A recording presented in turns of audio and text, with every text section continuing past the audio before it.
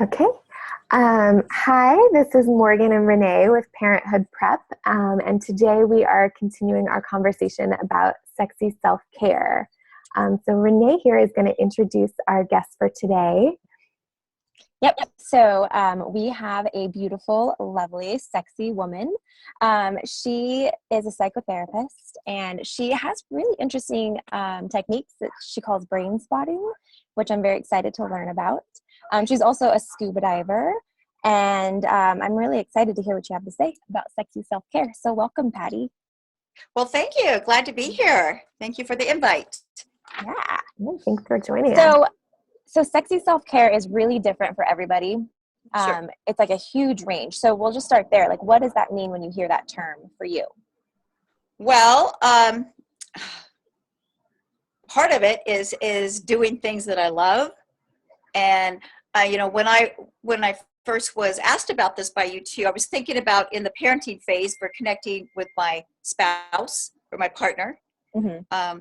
But that also has to do with taking care of myself and doing things that I'm passionate about, giving me enjoyment, pleasure, my reward center in my brain, because I'm all about the brain. So all about that brain. Yeah. So tell us more about that, because I read in your description of brain spotting, and that sounds so intriguing. Well, brain spotting, it is a unique and more recent cutting edge. It's only been around since 2002, and it was an offshoot of EMDR, which is the eye movement. Mm-hmm. And it is a wonderful way to gently process not only trauma, but just emotionally charged memories or just present things that have gone on that are keep coming up and keeping a person stuck or Mm-hmm. in a depression, anxiety, or what have you. So it's a specialized technique, and it uses a lot of different uses some bilateral music. We find eye positions and body with somatic experiencing as well. So it works wonderful. I love it. Awesome. Yeah, that's amazing. So with that in mind, though, when you talk about the, sexy self-care, and I think of the brain, because that's one of my passions, is finding out the latest brain research and how it affects me in therapy and helping others. And gosh, it's amazing, because we really do need to take that time for self-care and sexy self-care. Mm-hmm. Like you said, not only the self-care to calm us down, but to feel good. Mm-hmm. Mm-hmm. So that's what I think of. Yeah. So do you have any tips for helping to kind of change your mindset back towards that sexy self-care or anything like that? Absolutely. I mean, that's why one of mine was maximize mindset. Mm-hmm. And we can bring up a memory, or even in our imagination, a really exciting memory. I love adventure, so I can think about a time I was somewhere or on a beach and, a place doing something exciting, and I can relive it. And my brain, my emotional brain, will actually relive it. So if I think about what I saw there, what I heard, what I felt as far as touching, sensations, bodily sensations, smells, and even taste, my brain will go there. So we can use that, maximize the mindset. Think of those wonderful times. And if you're connecting with a partner, you can think of a nice, neat time, special, romantic, sexy time that you might have had. Mm-hmm. And so in the midst of diaper changes, tantrums, shopping, chores, all of that, and then you're finally settling down with your partner. Yes. And your brain is frazzled. Yes. And then you can just kind of get back to that mindset. Yes. It's remember when we went there and what we did, and oh gosh, that was so much fun when we did this. Oh yeah. And you spark one another on. Uh-huh. So then you're both enjoying it and reliving it together. Mm-hmm. Love that. That creates a really cool connection. Yeah, I like that, kind of getting your partner involved in it too, because sometimes you kind of feel on my own I have to try and change my mindset, but totally like working together to do it together. That's awesome. Oh yeah. I think that's important with your partner. And, Mm-hmm. It's almost like, sounds like foreplay too. Like if you guys are doing that throughout the day, sure. Or like texting each other or something like that, like just playfulness throughout the day. That's right. I mean, that was one of my other ones, is to be playful. We get so serious. Even as a therapist, a psychotherapist, it's all serious. And no, we need to, and that lighten up. And that really lightens up our brain as well. We're more receptive. And it does change our whole mindset if we are playful, even within our work, but also at home, with children, with our partner. Just little playful, like those little texts or little emotives or just something. It's like, it's a connection, and it has a little lightness and joy to your heart and mind. So absolutely. That's awesome. Mm-hmm. So another thing that you were recommending is time away. Yes. So tell us about that. And I know you work with moms, right? And parenting and so a lot of parents, and then especially of like younger kids. So it's like a really intense time. So yes, it is. And that's where I find people come in that having a really difficult time when they have young kids and they have no time and they're exhausted. So, I have 3 kids of my own and they're grown now, but when they were little, it was essential, not only for me to have some time away. I remember times where I could have a weekend. Maybe it was a night even, just an evening. Right. Where my husband would take the kids. I mean, he took them overnight once camping, and it's like, oh, it was bliss. I could get all this stuff done. First, I had to get my to-do list done, and then I could just enjoy whatever I wanted. Just feel it was a mini vacation. Totally. But with my spouse, we would do that too. I recommend it for twice a year, at least. Away. Yes, so. At least for a night. I think, Yeah. Just to have that separation, totally. Yes. And it's actually really good, I feel like, for the kids, because then it's like they're missing you and you're missing them. It's like a whole nother energy level. Oh, it is. It is nice. They need a break. They need a vacation from you. They really do. Totally. And it helps I think them. So too. Yeah. So, and you can go and play. I mean, my recommendation is get away and try not to talk about the kids. Of course, you can call in chicken, you miss them, and say hi, but do things that are not kid things. Yeah, they're just for you. Yes. Mm-hmm. Yeah, I remember one time my husband and I, we went to San Diego, and we'd taken the kids there. There's all kinds, zoo, SeaWorld. We said, no kid activities. And we went parasailing. We went windsurfing. Beautiful. We did, we went on a dancing cruise. It was all adult for us. That's awesome. So, yeah, that was a nice, sexy self-care thing to do. Yeah, definitely. I even know someone, it's like sometimes it's hard to both get away, but if you could even just like each give each other kind of a night. Yes. And, I know someone who, when they were having their second baby, with their first one, they kind of did the baby moon and went away. Sure. And with the second one, her husband actually took their 2-year-old and they went on a little vacation for like 2 days or 2 nights. Yeah. And it's so smart because I was like, it's a lot of work to try and go away, but I was like, it's so nice for everyone else to go away and you not have to worry about packing. That was like a whole other level of self-care that she got to be like alone in her home. And that's what I did when my husband took my 3 kids up camping. And he took them and took care of them. Another time I went away with some girlfriends. Oh, fun. And so that was another getaway where he took care of the kids and he even took care of the girlfriend's kids. Oh, wow. How did you find this man? He said, hey, I can survive, So, and it was wonderful. It was wonderful for both of us. So absolutely not. You come back refreshed and go, okay, wow.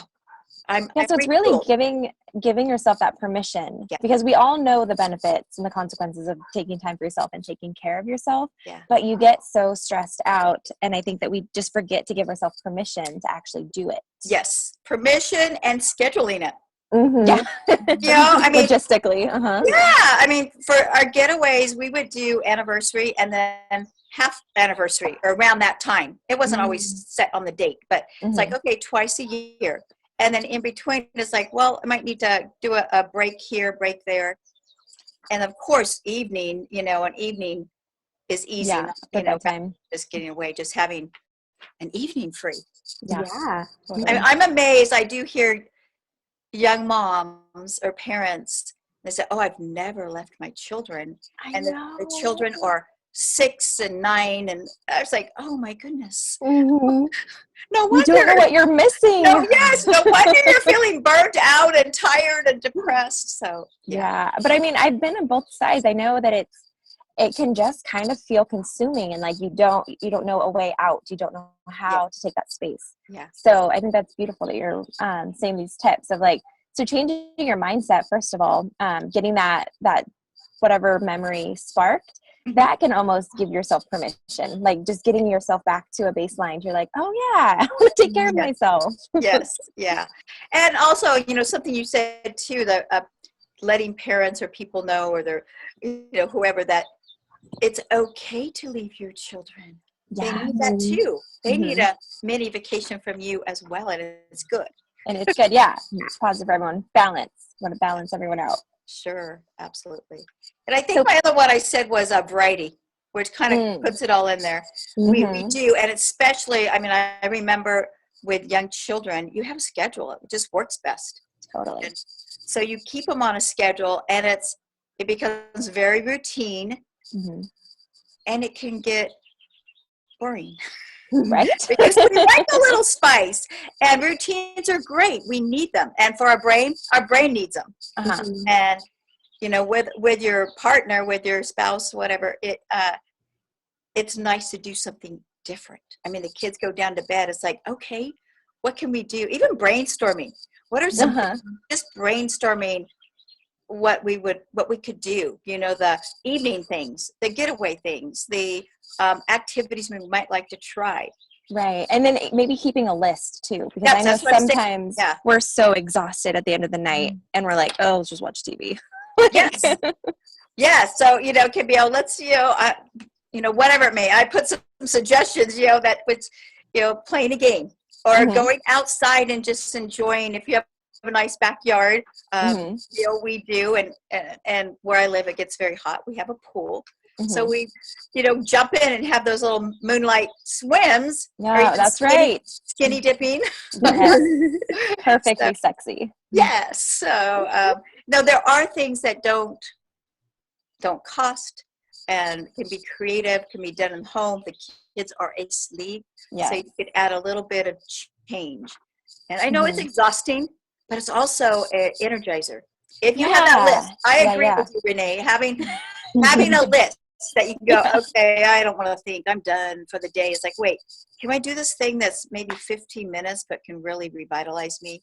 And we have a muse at our house. I know you have one too. Yes, Morgan does too. My husband and I, at the end of the night, have been doing the muse and then journaling together, and that's been actually really interesting. That's wonderful. Yeah. Oh, so you've broken it up some? A little bit. Yeah. Cool. So Patty, tell us a little bit about your practice and what you do and, what you're offering the world. Well, like I said, I'm really interested in, the brain research, and I do my therapy, brain-based. I do use traditional, talk and tools, techniques, and the brain-based therapy.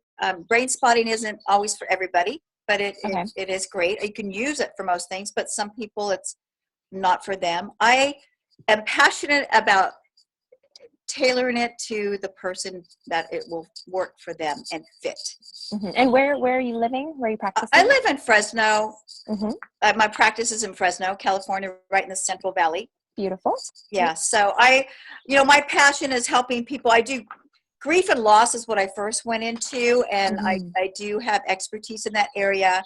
But through that is so wide. We think of death, but loss comes in so many different forms. Even having children, you're losing your couplehood or your singlehood or whatever it may be. Your freedom, your independence, your body. All those things, your body, yes.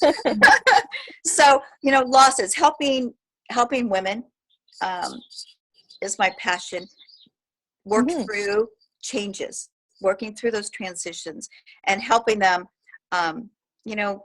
establish a new freedom, to have that, not to say like, oh, I lost, I gave up, I'm destined for something that could be dreadful. Changing it up and showing them, helping them see the possibilities, the options. What lucky women in Fresno. That's amazing. Yeah, so, well, it's fun. And like I said, I do teach them and help them train their brain to be receptive, because we really do train our brain to be negative. And I mean, it does it automatically, right? Actually. And we automatically see the negative and the critical and the, doldrum of daily routines. And we have to actually make intentional effort to change it up and see the possibilities and the positives. And there's certain ways you can do that. So that's what I come along and help people do. Very cool. And then soon you're going to be offering free tips on how to change your brain. Is that going to be online? Yes, I'm going to do that through my website. I'm putting that together. And awesome. So, it's just because there's just so many awesome things that people can do, and they don't take a lot of effort. Right. And that's just what, that intention you're saying. Yes. When the brain, the whole neuroplasticity, knowing that your brain can change till the day you die. You can be 90 something years old and you can change it. Is awesome. Isn't that beautiful? I know. Yes. I'm always saying that neurons that wire together, or neurons that wire together, wire together. That's right. That's right. So, so we have to be intentional about that. Otherwise, it can take us down a different path. Totally. Beautiful. So we're going to put the links to your website when it's already in this, so that everyone can find you. Okay, good. A little gem in Fresno. Yes. Fresno. Where's Fresno? People. I know. It's beautiful though, right? It's hot right now in the summer. Right. It's a lot of agriculture, and the Sierra Nevadas are, hop, skip, jumping away. I just came home from there yesterday. Awesome. Up, hour and 15 minutes away. So that's perfect. Nice. Yeah. So it's wonderful. Yeah, well, thank you so much for joining us today. And like Renee said, we'll have the links to everything. So everybody will have the links to your tips for changing your brain and your mindset and all that. So thank you so much for joining us and talking about, sexy self-care today. Yes, well, thank you. It's been fun. And I'm glad it finally worked out. Yes, yay! We got through all technology, I love it. I'm impressed. You guys have done a great job. Thank you. Well, you're very fun to talk with, and I hope that we talk more. All right, thank you. Cool. I would love Take good care.